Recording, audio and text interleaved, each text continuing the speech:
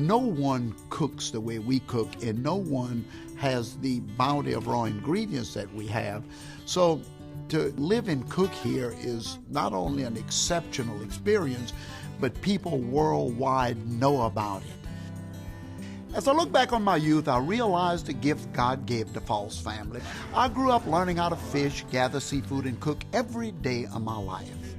Join me, Chef John Folse, as I cook up dishes honoring the age-old traditions of seafood and Louisiana's world-famous cuisine on Hooks, Lies, and Alibis.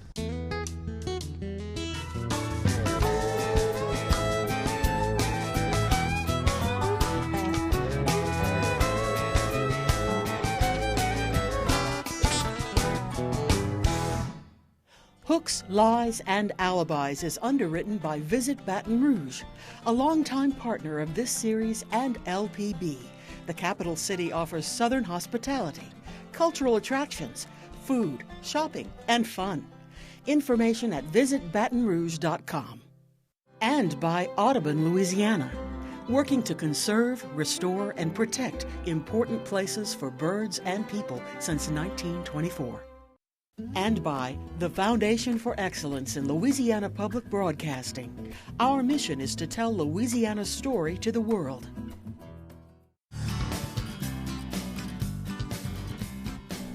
In Louisiana, fishermen abound. A collage of color tints our skin. Our language is peppered with regional and ethnic dialects. We are a hospitable people, proud of our heritage, our culture, our cuisine, and perhaps most of all, our competitive fishing. Like freshwater tournaments, the saltwater ones are big, boisterous affairs that can last from 1 day to 100. Competitive fishermen participate in fishing rodeos or tournaments just about any weekend of the year, most often with proceeds benefiting a worthy cause.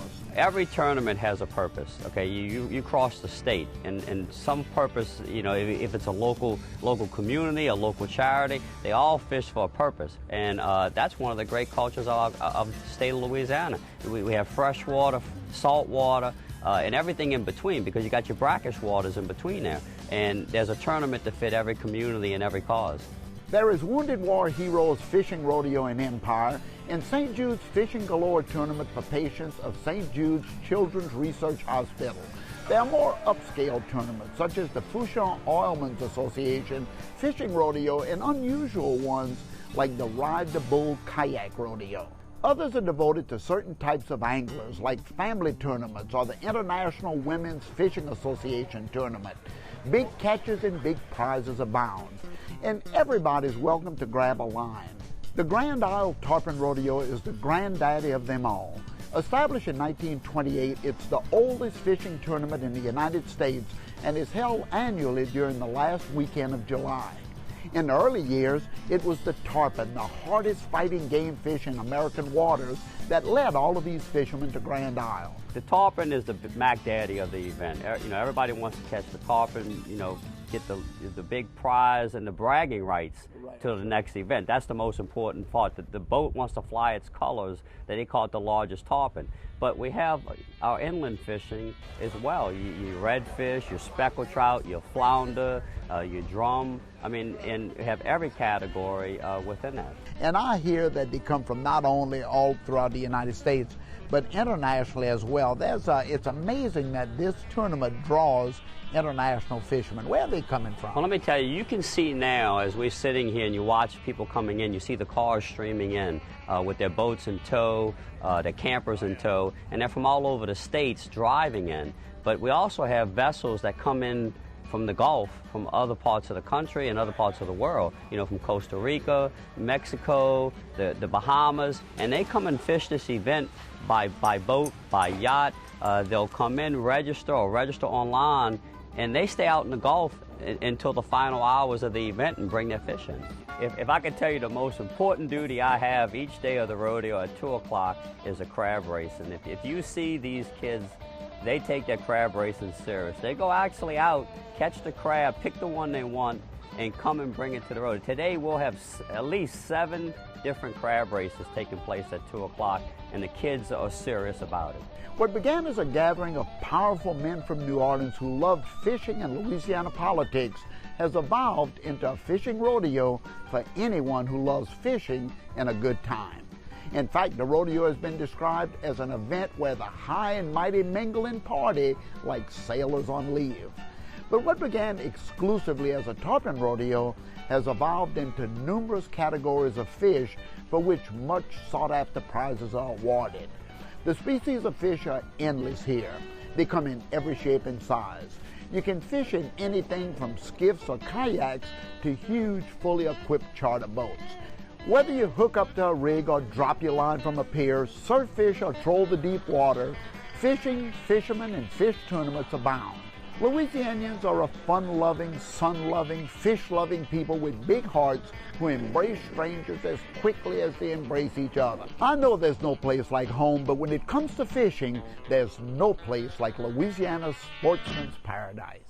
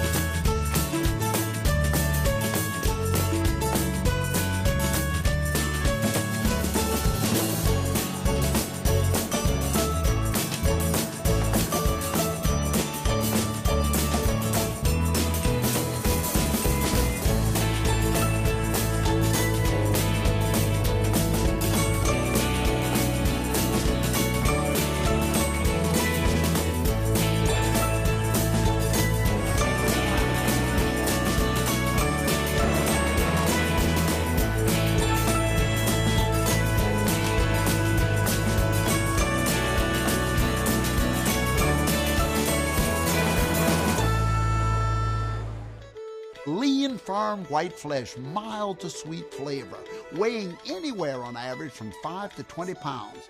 How can anybody go wrong with grouper? Ricky, take a smell of that beautiful grouper, huh? Oh, great, wonderful. Y'all already know that Ricky Templet is not only one of our great friends, he is president of the Tarpon Rodeo here on Grand Island today. I'm so happy to have him back in the kitchen as we cook on this beautiful shore here, a little bit prosciutto wrapped grouper. Now, grouper is one of the great fish out of the Gulf, one of the great sought-after fish in the Gulf. Do you particularly care for grouper? Oh, I like grouper. I mostly fish for speckled trout and redfish. Yeah, I'm an inland man. You know.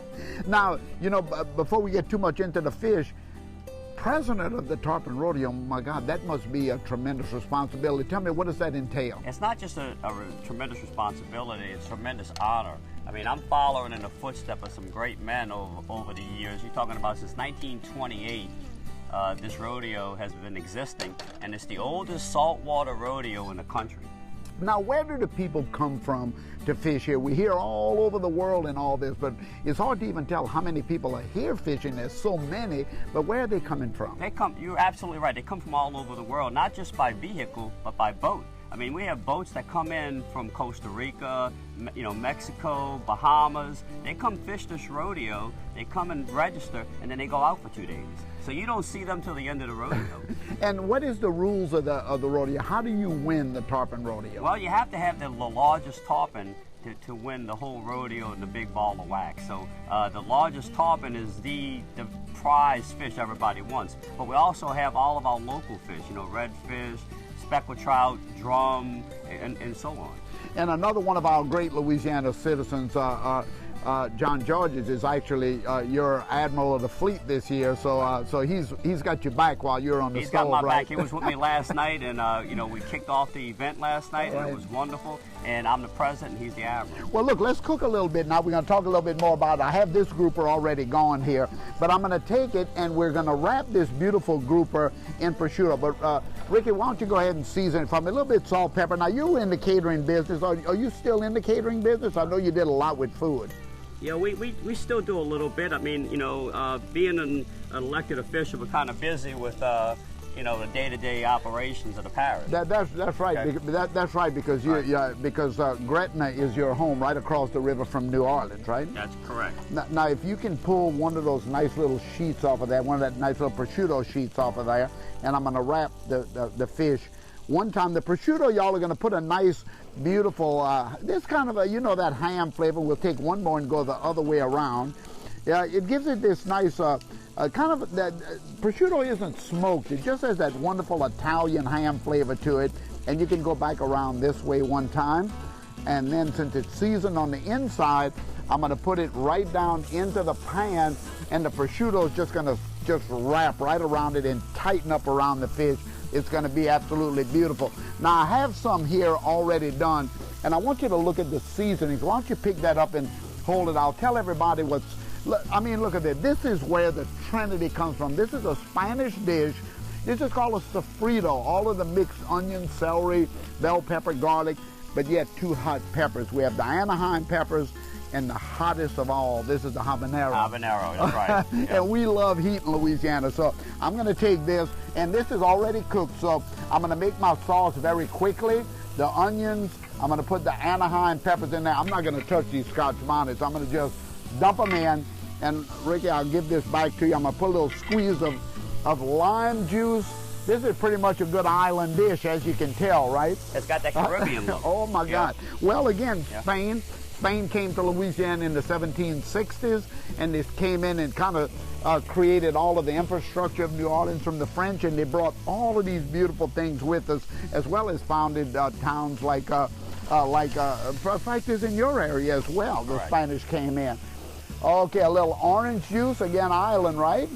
Now, what does the orange juice add to it? Well, the citrus flavor, all of these citrus notes, the lemon, the lime, the acid of the orange, not only flavors, but it gives the fish. That's why we eat so much lemon and lime with fish today. Right. When you make any one of the fish dishes and you squeeze a little lemon on it, that's where it's coming from that Spanish influence. So now you can go into a 350-degree oven with this if you want to, but as far as I'm concerned, I like that nice flavor right out of the skillet. Why don't you grab the plate? You can put a little white wine on here as well. I'm going to put one right in the center of the plate. I'm going to put a little bit of this sofrito citrus sauce right on top of it like that. Oh, it looks beautiful. Isn't that nice? Y'all, we're on the shores of Grand Isle. The Tarpon Rodeo is going on out there. And we're sitting here enjoying a little bit grouper with a guy who knows a lot about it. And he's president of this whole thing this year. Thanks for being here with us. Thank you so much. It's my pleasure. That look good? Oh, it smells good, huh?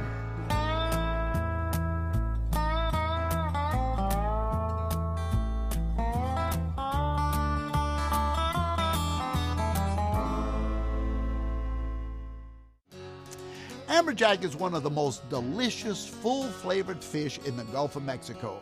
You can do just about anything with that baby. Y'all, we headed down to Barataria, or let me say the little town of Lafitte, to drag this guy to the dock here at White Oak, my beautiful little lake here.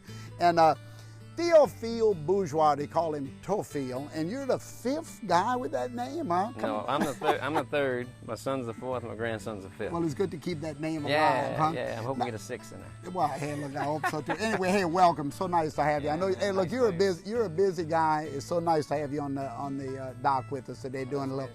Now, you're famous. You're absolutely famous, not only in print, but also, I mean, your charter service. Your online service. Tell us a little bit about what it is that you're involved in bringing people to Louisiana. Oh man, we do a lot. We have 2 fishing lodges down the bayou. So and that's in Lafitte, right? Yeah, in Lafitte / Barataria. You said Barataria is where the pirates hung out, and Lafitte is where they just kind of went to hide out. Yeah, that's why I'm on the pirate side. You're on the pirate side. I'm on the outlaw side. But no doubt, we do a lot of stuff just kind of promoting Louisiana, getting people down here in the bayou, just enjoying the good food and the good fishing. Right now, you also, I know, at one time had a seaplane service that took people out fishing as well. That's actually new. We just started about 4 years ago. Right. So I've been flying for 10 years, but 4 years ago I kind of I was really intrigued on Alaska and the Last Frontier. Right. So we're doing the bayou, the Cajun Last Frontier, which we're the only state that really has barrier islands like that. So the Chandelier Islands out there to the east, we got Timberlake Islands to the west. So based on weather, I could fly to either one, basically under 30 minutes. Well, fantastic. I know you're called upon all the time. People ask me about you all the time in my own restaurants. I hope they're asking you about me too. Ask where's a good place to eat. You know? Yeah, they do. We got plenty to choose from. Anyway, take a look at our little fish board here. This isn't too bad, huh? Nice, big, beautiful amberjack. Pretty good. You caught that? Yeah, I caught that one right there. I reeled in. I caught it from one of my fish supplies. See, caught it right out back of his. That's the best way to do it. Little speck right there. But anyway, what I'm doing today, look at this beautiful amberjack. Isn't this gorgeous? You can throw a little salt and. Yeah, I know you have to take the stove every now and then. Yeah. I bet you're all. Now, do people ask you on your site, because you have a very active website? Tell us about that site, because NewOrleansFishing.com. My God, that's a busy little site. Oh, yeah, I got that actually 20 years ago when I actually got my business started, and that's when the internet was really easy. Right. now it's not anymore, but. No doubt, man. It's just a site, very informative. So, like I said, we promote from the fishing to the food to just a total Cajun experience. And you were telling me people do call asking you where do I eat when I come to New Orleans, as much as they're asking you where do you fish, right? Oh yeah, everybody wants grilled oysters. They want fresh fish. You know, so it's a deal of every place in New Orleans is loaded up with restaurants. You know? Right, so, I mean, sure. we got them down to Bayou too. Well, look, I have my little grill heated up here. You can bring that platter over to me. Right. Let me show you what I have here.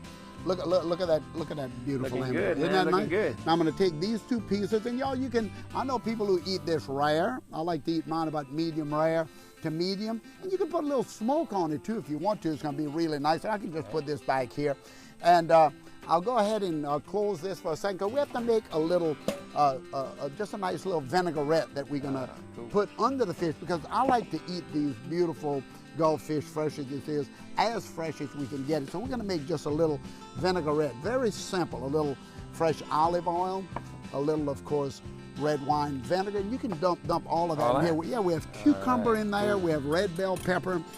Just drop it off. Now, how's the islands doing? You know, that's gateway to the hurricane. Y'all guys have done so much to preserve the work that you do and bring people in, preserve Louisiana's great Gulf interest. How's that doing? I tell you, man, Katrina really did a number. Yeah. You know, out there on the islands, and Katrina hurt him really bad, and he slowly were coming back a little bit. Right. Then Isaac bust him up again. Right. But from Isaac, this is over 2 years now. I've seen growth on Breton Island and Gosher. So I've seen, which was actually sandbars 6 inches under the water, now have a foot of sand. Right. So they're slowly coming back. But Well, you're that's talking about great. you need 20, 30 years with no storm to really make a difference.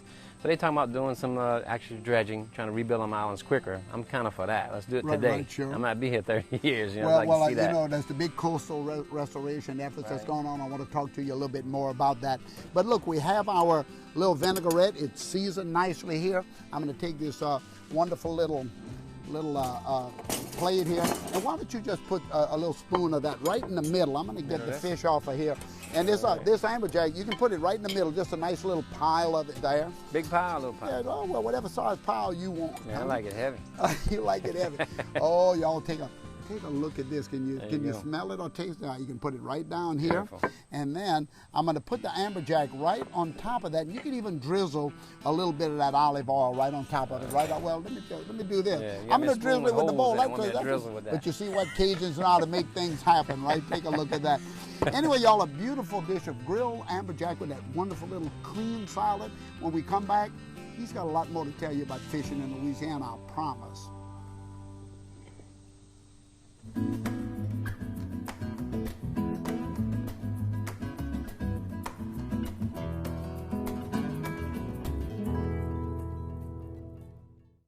Have you ever caught a king mackerel?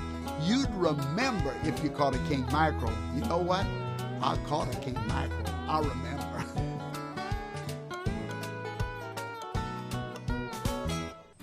Y'all, we back here on the dock, and we're talking about one of the fish that most fishermen with expensive rods, reels, bait hate. And the menus of early New Orleans and the famous iconic restaurants loved. And look at here, Theo. Yeah, that's him.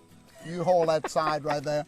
I want y'all to take a look at this king mackerel right here. This mackerel is Spanish mackerel. Yeah. And look at the teeth on that monster. But this fish, you see how the meat has that kind of dark tint to it? Mm-hmm. A lot of modern restaurants are saying, we like the white snapper, we like the white speckled trout. Why are we going to do the mackerel? But this is really a fish that we saw prominent on most early Louisiana menus, and we should pay a little homage to it today.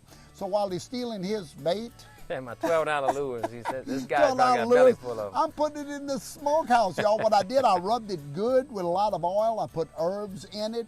Then I went to my old smokehouse, put a little pecan wood and hickory on it, a little white oak, and I smoked it at about 170 degrees.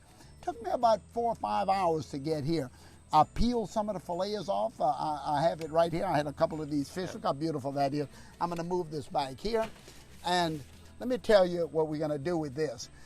Here's the fillet that's come off of the smoker. And I'm going to just cut a piece of it like this and put it into the marinade. Now, this marinade right here is, this probably will help the fish out. Right. So you see what I have here? I have a little bit of salt, and I already have this flavor, but I just want to show a little brown sugar, and you can kind of hold that from me right there. And I have a lot of herbs. I have a little mustard. I have coriander. I have cayenne pepper, dill, garlic, and of course onion, celery. It's all going to go down on top of the mackerel, and that'll probably at least make the mackerel taste a little better, right? Keep camouflage. It's going to taste good sooner Camouflage it, huh?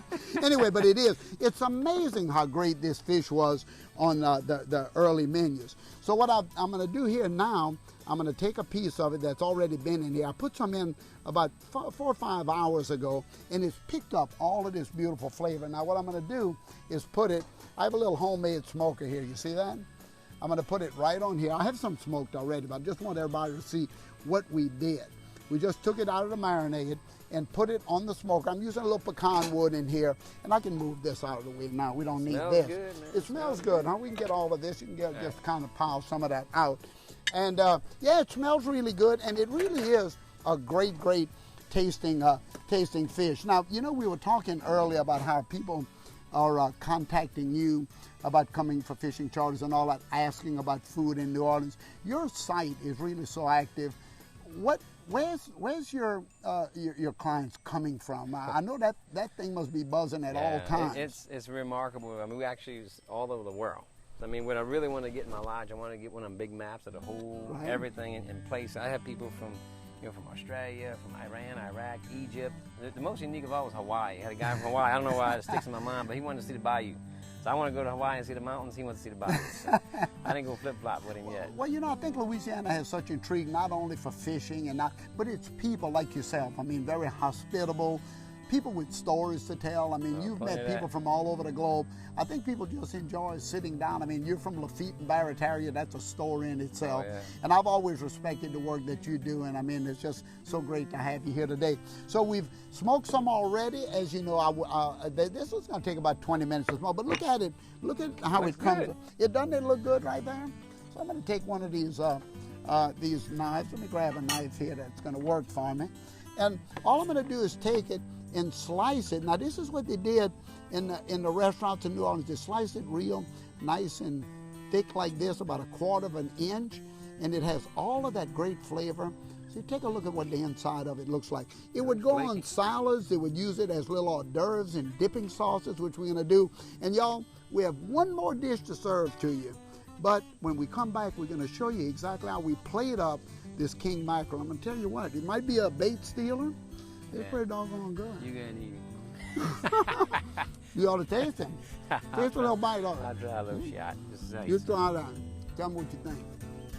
Come on. It's good. Tastes like chicken. Tastes like chicken. Tastes like chicken. It's good. It is good. No, it is good. Huh? See, it doesn't have that fishy taste at all. You have to have one heck of a hangover to drink something that's called hair of the dog.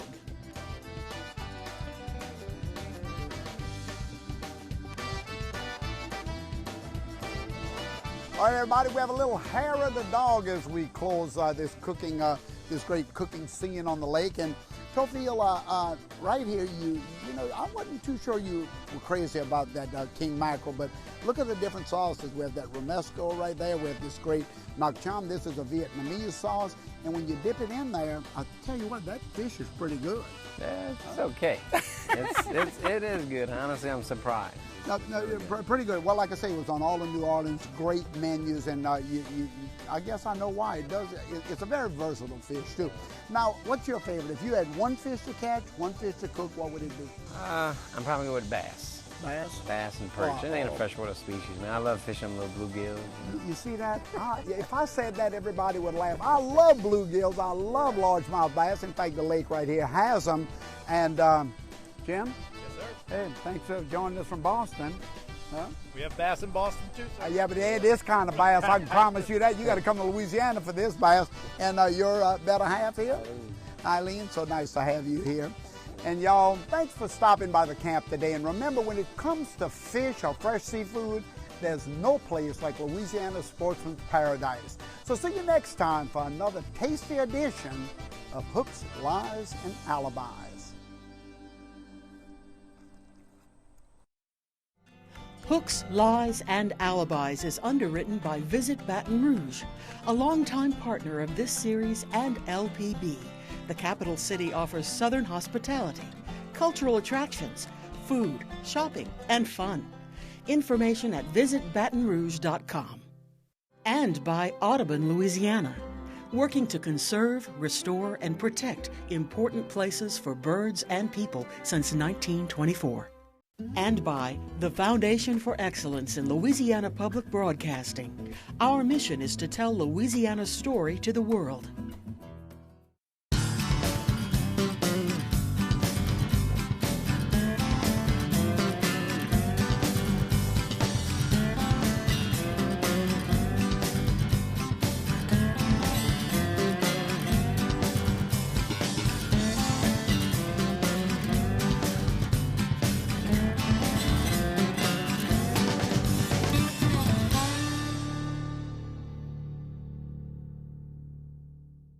For a copy of John Folse's cookbooks and more, call the number on your screen or visit www.lpb.org/Folse.